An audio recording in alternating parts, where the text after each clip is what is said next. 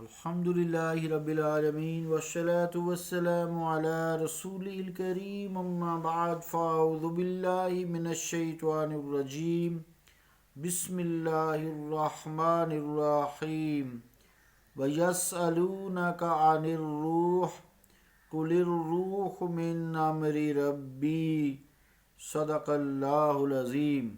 واجب الاحترام سامعین، السلام علیکم ورحمۃ اللہ وبرکاتہ۔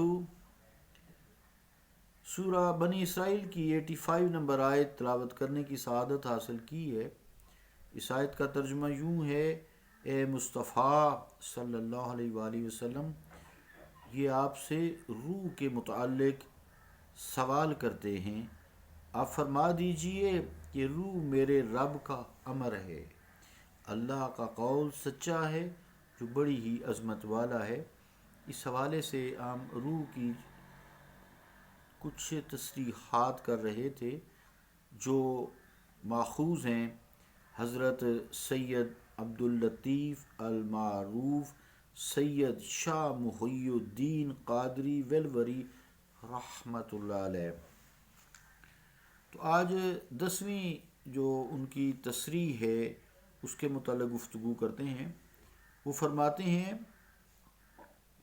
انہ لما کان الروح فی الجسد لا یدرک بالبصر ولا یمثل بالصور علمنا انہ لا تدرکہ الابصار ولا یمثل بالصور ولا یشبہ بالشموس والاقمار لیس کمثلہ شیء وہو السمیع البصیر۔ صدق اللہ العظیم وصدق رسول الکریم۔ عزیزان گرامی قدر، اس کا ترجمہ یوں ہے، وہ فرماتے ہیں کہ 10ویں وجہ یہ ہے کہ روح کو جسم میں دیکھا نہیں جا سکتا اور نہ ہی وہ صورتوں میں متمثل ہے، اس کی شکل و صورت ہے، لہٰذا اللہ تعالیٰ کو مادی آنکھوں سے نہیں دیکھا جا سکتا اور نہ صورتوں اور آثار سے اس کی مثال دی جا سکتی ہے، اور نہ وہ سورج اور چاند کے مشابہ ہے، اس کی کوئی مثال نہیں، اور وہ سمیع بصیر ہے۔ عزیزان گرامی قدر، کافی دنوں سے ہم روح کے متعلق تفصیلی گفتگو کر رہے تھے، تو اس سے ہمیں ایک بات کی وضاحت ہوتی ہے کہ جو روح ہے اسے مکمل شعور حاصل ہے، اگرچہ ذاتی طور پر روح جو ہے، وہ خود روح جو ہے کیفیت اور عینیت سے ورا ہے، پاک ہے۔ کیفیت اور عینیت کا مطلب یہ ہوتا ہے کہ یہ معلوم نہیں ہو سکتا کہ روح کی حقیقت کیا ہے اور اس کی حقیقی کیفیت وجود کیا ہے، اور یہ کہ وہ کہاں ہے اور کہاں نہیں ہے۔ البتہ سب مانتے ہیں کہ جسم میں ہے، جب نکل جاتی ہے تو بندہ ختم۔ صرف اعضاء کی حرکات و سکنات اور دماغ کا شعور اس کی تحریک، اس کے شعور اور اس کی موجودگی کا پتہ دیتا ہے، اور یہی دلیل ہے کہ انسان زندہ ہے۔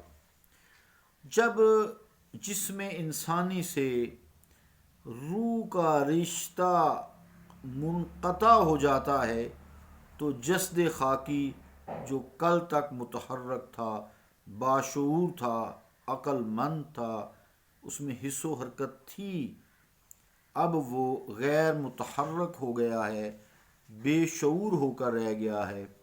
اسی حوالے سے کسی نے کیا خوب کہا ہے: وبال دوش ہے وہ جسم جس میں روح نہیں، وبال دوش ہے وہ جسم جس میں روح نہیں، عزیز راہ میں کاندھے بدلنے لگتے ہیں۔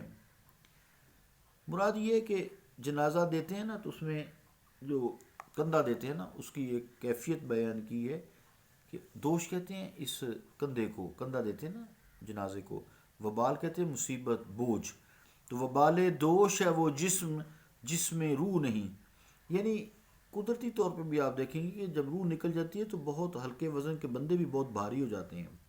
تو یہ ایک لطیف ہے نا، اس کا کوئی وزن بھی نہیں ہوتا.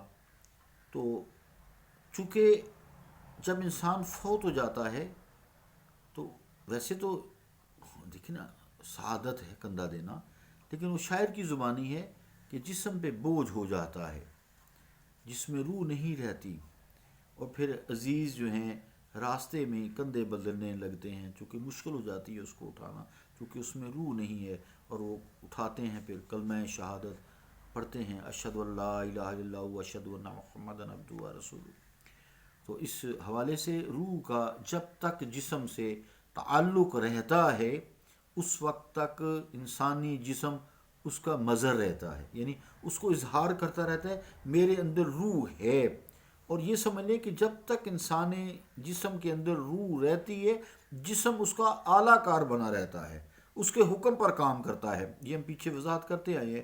گویا جسم اور اعضاء کی حرکات و سکنات اس کے پس پردہ روح کا شعور اور ارادہ کار فرما ہوتا ہے. اگرچہ دیکھنے والوں کو جسم حرکت کرتا ہوا نظر آتا ہے مگر روح نظر نہیں آتی. اور عارف رومی نے یہ ثابت کرنے کے لیے یہ کائنات کی جان وہی ذات ہے، فرماتے ہیں تن زے جانو جاں زے تن مستور نیست، لیک دیدے جاں با کس دستور نیست. انشاءاللہ اس کو باقی کل کریں گے، اس کو آگے ہم بڑھائیں گے. ترجمہ میں اس شعر کا کل کروں گا. وما علینا الا البلاغ.